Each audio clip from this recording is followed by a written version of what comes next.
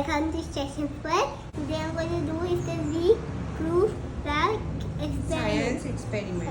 So first, For that you need dye bag, food coloring, water. and pencil, sharp pencil.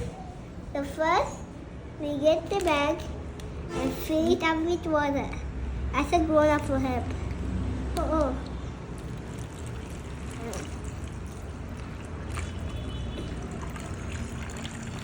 It's so heavy. To fill the bag with water and fill it up. You have put some Food coloring. right? Yes. Now After that, what you are going to do? we have to put the pencil Okay, inside the bag. I'll hold it. So let's see. Let's see. Moment of truth.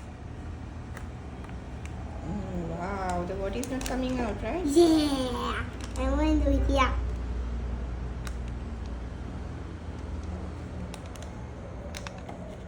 One more. Wow, the water is not coming out. Let's see if we shoot it here. If we shoot it here, what will happen?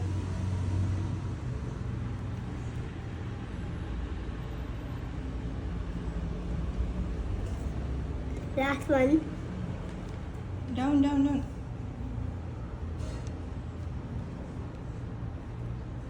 Now we're going to take the ball out.